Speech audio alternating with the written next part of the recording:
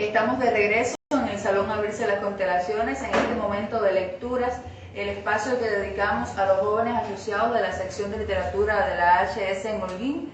Ahora tengo la suerte de estar acompañada aquí a mi derecha, Ana García Ramos y Norberto Molina, jóvenes autores. Ana, Premio David, y Norberto recientemente ganó en el certamen de poesía Blanco Olvido, que se convoca desde Calixto García en coauspicio con la Dirección Municipal de Cultura y la Asociación Hermanos Sáenz.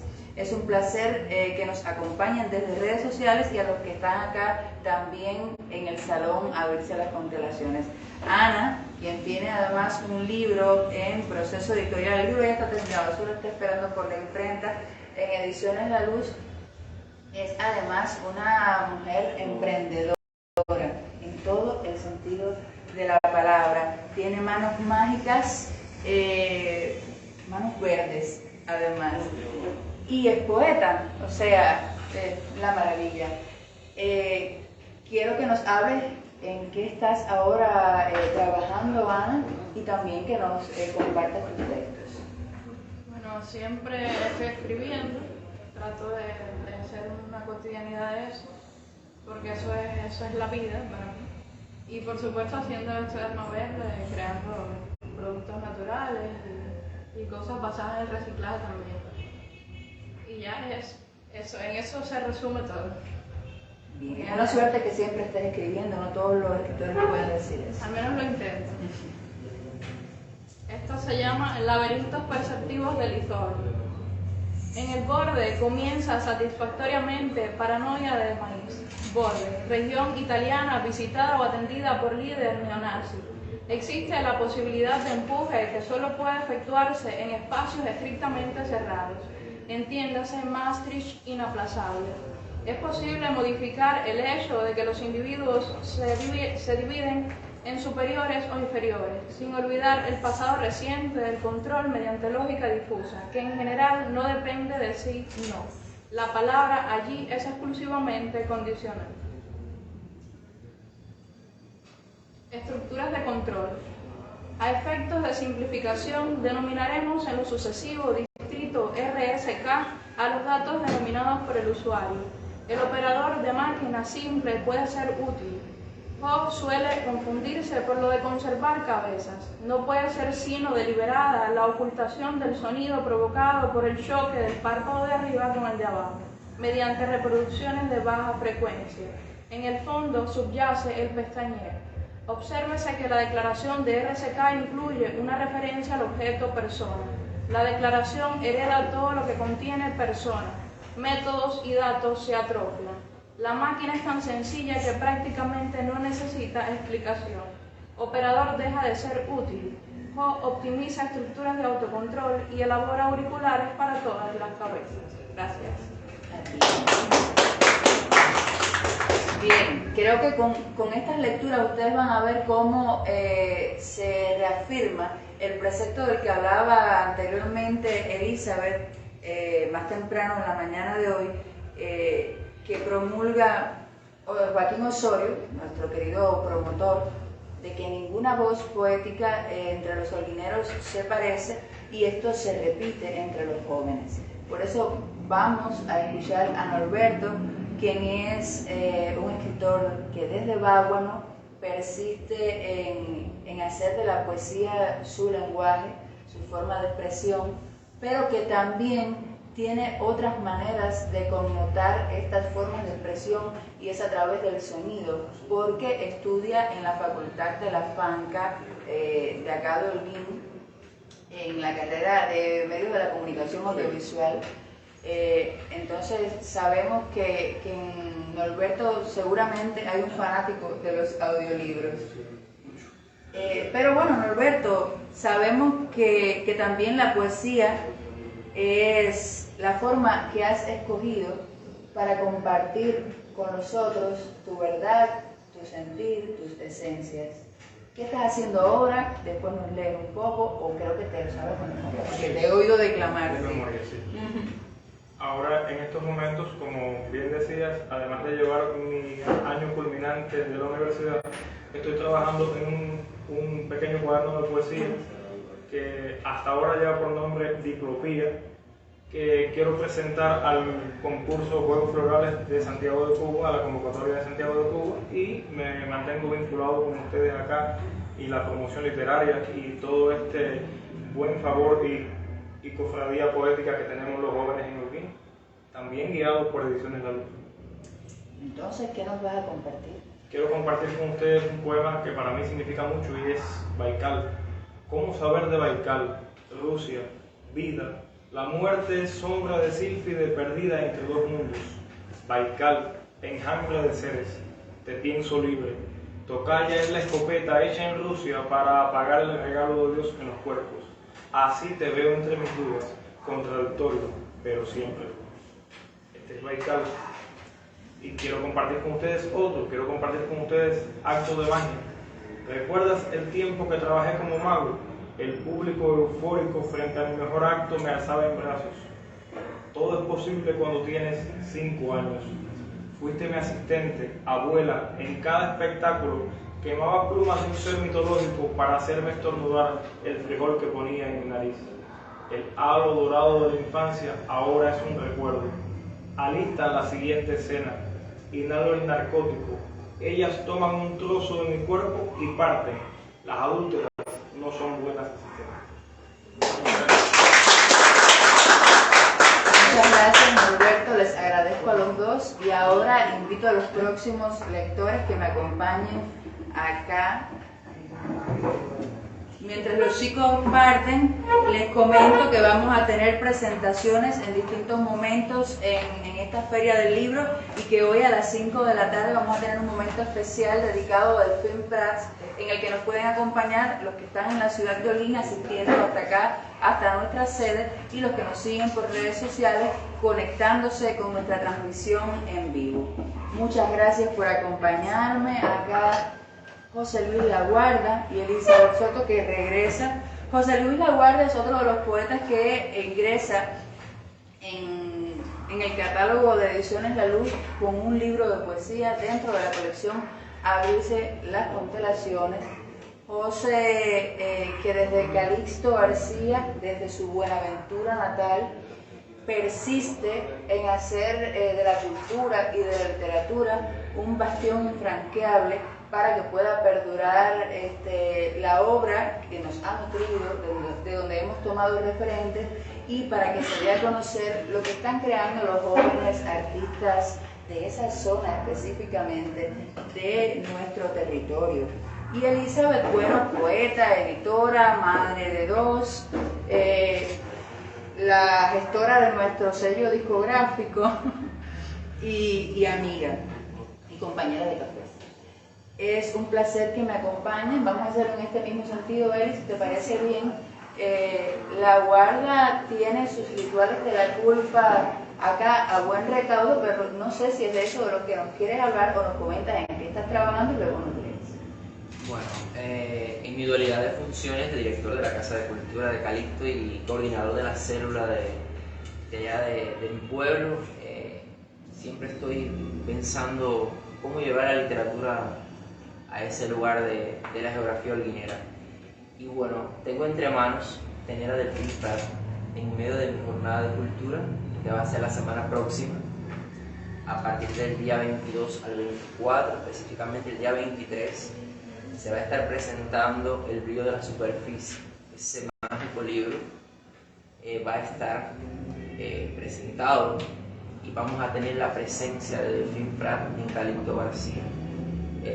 Buscar excusas para tener la literatura en Calixto García es bastante fácil, porque bueno, tenemos el referente de haber tenido alguna vez a Bayagas caminando por las calles de Buenaventura, la presencia de la obra de Sergio Morales Vera en Calixto García, de Daer Pozo, y de muchos otros que han dedicado parte de su vida a la literatura. En eso están todos mis esfuerzos, y bueno, por supuesto, leyendo mucho. Yo siempre digo, y cuando tengo la oportunidad, estoy leyendo desde que tenía 9 años, y nunca he dejado de leer. Es lo más importante. Últimamente cuando uno no está escribiendo, o por lo menos en mi caso, cuando no estoy escribiendo, estoy promoviendo la literatura y la buena literatura. Y bueno, vamos a leer algunos de los textos que quiero compartir con ustedes. Anoche tuve la oportunidad de conocer personalmente, gracias a un amigo, a ese gran poeta que es Nelson Simón, un ser de luz. Y bueno, quisiera compartir con ustedes un poema que tiene como un excergo de Nelson Simón. Atila, rey de los hunos, tú y yo hacíamos el amor como dos soldados alemanes. Hay un lugar en mi cama que repite tu nombre, el mismo lugar donde cada noche hacíamos el amor como un juego vedado al placer. Fueron tantas veces que un día fingimos ser dos desconocidos, cambiamos nuestros nombres. Así surgió Atila, rey de los hunos, bárbaro y agreste. Tú quisiste ser Ótar, como la cabalgadura del conquistador húngaro. Cada noche el guerrero montaba su caballo y conquistaba los rincones de la vieja Europa. Recuerdo la caída de Constantinopla, la lucha tenaz, y al final de la madrugada yacía sobre mi pecho contemplando la levedad del Bósforo. Ese mismo lado de la cama llama Ótar, cada noche repite su nombre y cree escuchar el pifer del corcel bajo mi sexo. ¿Dónde estás, que ya no me invento nombres? ¿Por qué me tengo que conformar con tu voz metálica en el teléfono? ¿Será que tanto mar en medio ha borrado mi nombre, o te inventas otros unidos al tuyo? Solo me queda guardar bajo la almohada una brisna de hierba fresca, por si el corcel regrese. Y bueno, este otro texto escribí hace mucho tiempo y que lo compartí. Con la primera persona que lo compartí fue con Joaquín Osorio. Aquí yace, me lo negaron tantas veces, pero al final me fue concedido. Estoy muerto. Sobre mí unos cuantos palmos de tierra y una lápida en la que mi madre se empeñó en grabar. Aquí yace mi único hijo, el inocente. Como sudario pusieron alfombras turcas, rociaron mi cuerpo con perfume de lirios rojos y lo mortajaron con los sándalos de los bosques del Cáucaso. Café sin ser visto del reino de los infieles. Atrás quedó el sexo grupal con ellas y ellos. El sillón para descansar cada sábado, los poemas inconclusos. Es fascinante estar fijo, disfrutando de una paz inquebrantable. Algo me descoloca. Aparece el reloj que anuncia campanazos en Nuevo York. Gracias. Gracias, José. Ahora, Elizabeth. Nosotros sabemos lo que somos tus amigos en Facebook y los que estamos cerca de acá, que no dejas de escribir, que con tus crónicas desde redes sociales nos permites caminar contigo por la ciudad, vivir tus amaneceres llenos de sorpresas. La persona que le pasan cosas más extraordinarias parece ser, o por lo menos que se decide a contarlas en esta ciudad, es aquí porque te encuentras con todos los personajes que salen a la calle cada día. Y bueno, por supuesto, con las cosas de Luna y de Mía, que hacen las delicias de quienes te leemos constantemente. Pero también tenemos la certeza de que la poesía nutre tu cotidianidad, de que eres una lectora constante, pero al mismo tiempo van haciendo de ese ejercicio y de cómo se enfrenta lo cotidiano al espíritu de la poeta que eres, para emerger en textos nuevos. Sé que estás escribiendo, pero bueno, los amigos no. Cuéntanos. Bueno, a ver, sí, yo creo que yo tengo contradicciones con mis preferencias en la escritura. Yo soy muy buena seguidora de la poesía y me gusta escribir poesía, pero últimamente no escribo en versos. Ya escribo en textos, en bloques.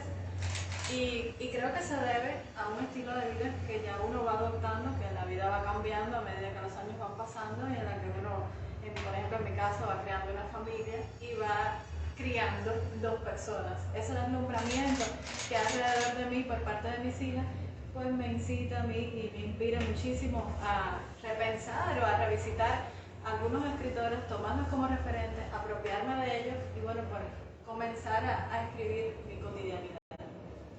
Que es muy sencilla, es muy simple, es la de cualquier madre, pero yo creo que eso es precisamente lo que me salva, ver en las pequeñas cosas algún acto de grandeza.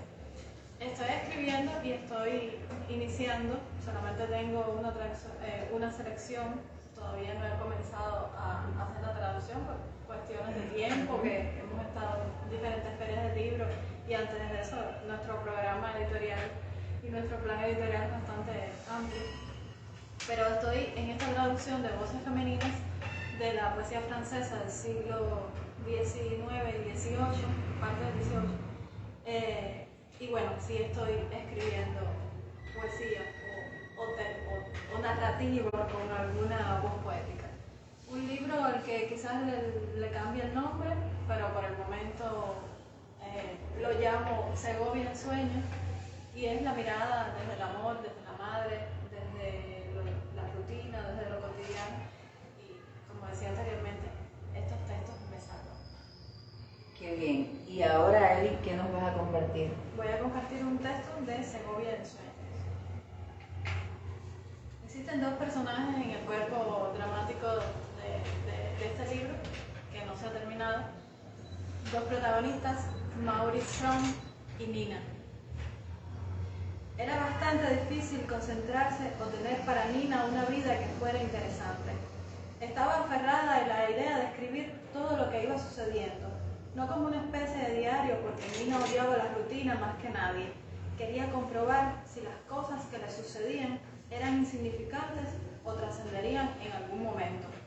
Cuando Nina se dio cuenta que el año estaba por terminar, hizo como el resto del mundo planes para el comienzo del otro.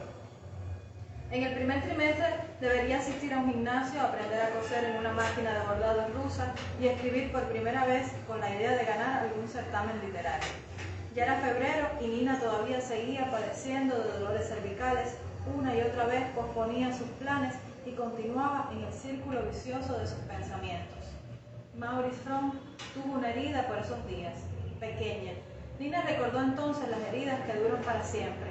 La idea de tener que esperar por la herida de Maurice para poder retornar a los actos de penetración la hizo detenerse y buscar un libro en el que pudiera encontrarse entre sus páginas y de este modo absurdo salvarse un poco de las letanías de sus pensamientos. Esa noche se durmió leyendo Cosas que brillan cuando están rotas y le gustó. Este es el primero. Voy a compartir otro. Sí.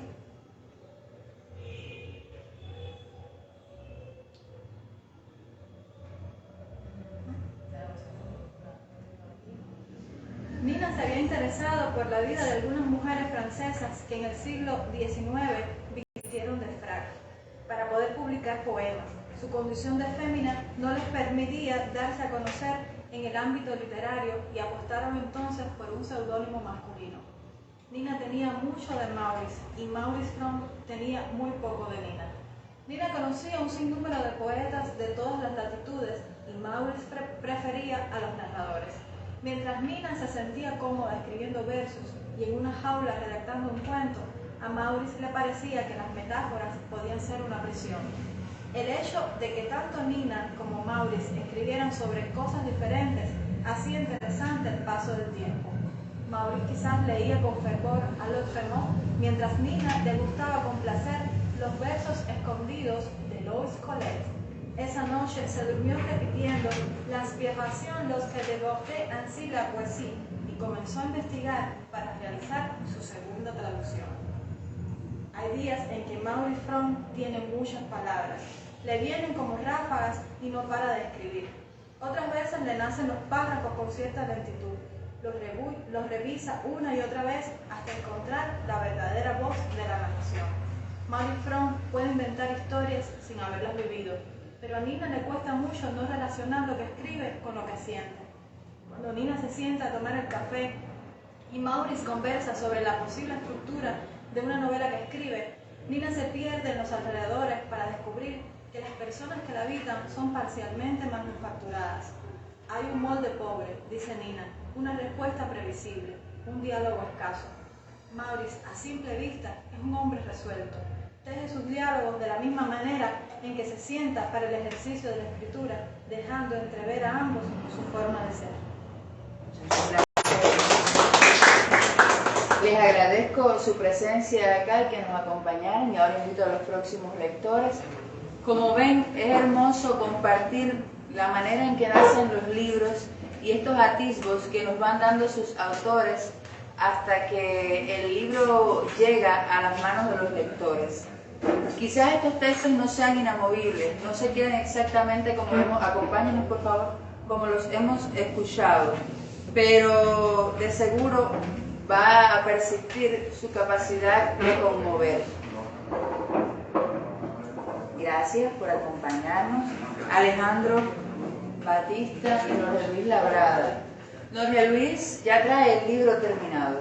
Alejandro, no sé cuándo piensas mandar un original para un plan editorial de alguna editorial cercana. Sería hermoso tenerte por acá, además de las antologías y audiolibros. Alejandro es neurólogo. No creo que exista una profesión de la que pueda decir si sea antagónica o esté desligada de la literatura. Creo que hay escritores que practican todas las profesiones posibles porque finalmente no es necesario tener una formación profesional específica para saberse o sentirse escritor. Alejandro, cuéntanos, ¿estás escribiendo recientemente? Realmente, primero las circunstancias de la COVID y las circunstancias de mi trabajo me siguen manteniendo un tanto alejado de la escritura, no de la experiencia poética. Yo creo que eso decías que comentabas una realidad realmente. El poeta tiene una disposición en sus circuitos cerebrales desde el punto de vista de la ciencia. Esto es un tema interesantísimo, cómo se desarrollan esos fenómenos de la creatividad.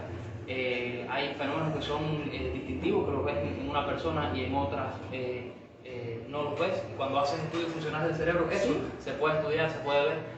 Quizás un día con más tiempo pudiéramos hablar de esas cosas. ¿Qué partes son las que se iluminan? Son fascinantes. Hay estudios que, por ejemplo, en el caso de los músicos, cuando tienen que hacer una improvisación de una obra musical, hay áreas frontales que tienen que ver con el control de la conducta, que son las que quizás nos hacen nuestro comportamiento más restrictivo, y en ese momento creativo esas áreas se liberan, o sea que permiten que la creatividad fluya más. Son temas realmente apasionantes y fascinantes. Ya tendrás que contarnos un día con calma. Entonces vamos a compartirles hoy dos poemas. Uno yo titulé momentáneamente Lo tenue. Habla de la experiencia poética desde esas circunstancias a veces graduales, anónimas, que no es eso que te deslumbra, sino también el valor de lo poco, de lo pequeño, de lo gradual, de lo anónimo. En fin, entonces vamos a leer ahora Lo tenue. Dice así: esquivo, como quien escurriéndose en la vergüenza de las aguas, pretende su estancia sucesiva sobre este extremo de la tierra. En paz, para tu gloria, dejo mi rendición de cada tarde. Estas pequeñas maniobras de juntarte palabras, esta manera de pescador que inventa alguna excusa para tenerte al lado. En el reino de todo lo ofrecible, al borde de pausas potenciales, soy el salto que con pudor resbala en la ladera, el oficio fluvial, el que desea tus fugas arenosas y esta partícula que arranco, esa erosión tan leve que yo procuro mientras tú vas conmigo, sin que apenas se note, hago tañer para la fe con que te espero el dolor de mi cuerpo contra la carne de tus manos. Y finalmente entonces vamos a compartirles otro poema que está titulado El Gran Diseño, y trata sobre la experiencia poética personal que experimenté leyendo un libro propiamente de ciencia, un libro del físico Stephen Hawking, en que hace unas reflexiones sobre la vida, sobre el universo, sobre la libertad, sobre lo que significa el pensamiento. Entonces vamos a compartirlo ahora. Dice el poema así: El Gran Diseño.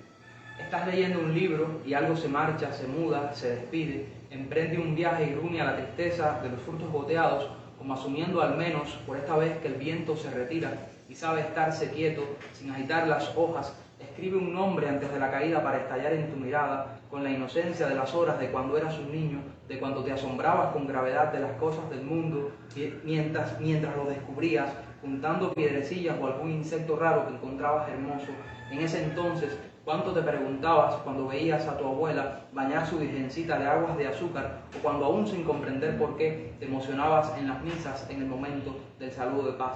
Para ese entonces había algo hierático que poco a poco hallabas necesario para volver a bien las cosas, haciendo sus milagros sin que una ley natural se lo impidiera, o haciéndolas añicos. Entonces, un pensamiento era, pensabas tú, muy semejante a Dios, distinto a cuanta cosa tú pudieras nombrar. Entonces, cuando no estabas como ahora, recostado a la sombra, viendo como una niña se divierte mientras con avidez lees el gran diseño donde Hawking ha escrito que esa pequeña y tú no son tan libres como la vida les promete, sino que un círculo inefable les cruza por las mentes como espejos cortados.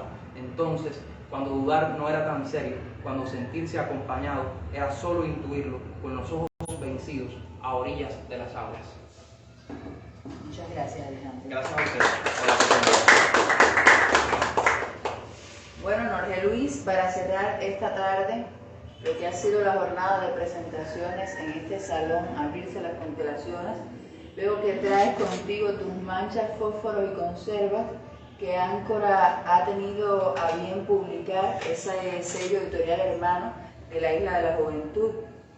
Jorge, sé bien que este es un libro que te ha traído muchas sorpresas, un libro que fue largamente esperado, pero que siempre, te repito, llegó en el momento justo, en el momento en que tú lo necesitabas y que él tenía destinado para encontrarse con los lectores precisos. Cuéntanos cómo ha sido este camino de Mancha, Fósforo y Conserva desde su lanzamiento en la Feria Internacional del Libro de La Habana en febrero hasta esta feria en Holguín. Bueno, muchas gracias por la invitación, Lice, y sí, tú eres la que me has dicho que el libro llegó en el momento que tenía que llegar. Eso yo lo vine a entender hace muy poco. Un libro que esperé desde el año 2019, 2018, 2019, y bueno, me ha traído ya varias sorpresas. Recientemente se presentó en La Habana y sobre todo, aunque no salió una tirada grande ni nada parecido, pero sí ha llegado a personas que me han sorprendido, que pronto lo he sorprendido a ellos leyendo incluso textos en público del libro, y eso que sucedió fue para mí una gran alegría. Es un libro narrativo. Cuando publico un libro narrativo, entonces me pongo a escribir poesía, porque ahora mismo estoy escribiendo poesía. Cuando escribí el libro de poesía me puse a escribir narrativa. Bueno, después entenderé de qué se trata todo eso. Y bueno, voy a leer una de las manchas del libro, que se llama Flores Blancas. Mamá había vaciado todas las habitaciones, no dejó rastro de libros ni propaganda contra el sistema. Nunca nos interesó molestarlos, pero el sistema vino por nosotras. Es muy fácil acusar de mujeres en el campo. La habitación donde violaron a mi madre hoy está llena de flores blancas. Yo las dejé allí. El día que llegaron, mi mamá llevaba puesto un vestido negro, el mismo de que murió papá. Mamá nos cuida como a sus flores blancas. Hoy fui hasta el espejo y me corté el cabello, como lo hizo mi madre el día que murió papá. Mi madre nunca fue la misma desde que murió papá. Tampoco yo he vuelto a ser la misma desde que supe que asesinaron a mi madre. ¿Será por eso que siento estas ansias de libertad? Cuando la brisa me da en la cara y un hombre pasa por mi lado e intenta cubrirme con su saco. Estoy desnuda y lo rechazo. Comienzo a gritar como una loca. Ellos esperan la orden, apuntan. Mis brazos desnudos quieren abrazar de nuevo a mi madre. Ahora son 3, y yo no paro de insultarlos, y disparan. Pero yo soy más fuerte que ellos, y ya nada pueden contra mí ni contra mi madre. ¿Es el único que nos vas a compartir o tienes otro para? Bueno, sí.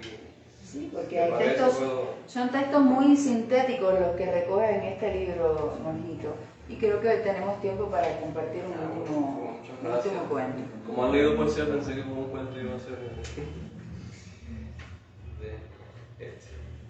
El nuevo color del cielo. Caía el atardecer y el cielo estaba pesado y rojizo. La luz mortecina hacía chillar a los pájaros. El hombre y mujer vivían en una choza frente a la costa. En el patio trasero, entre olor a salitre, se podían encontrar objetos abandonados por los buques mercantes.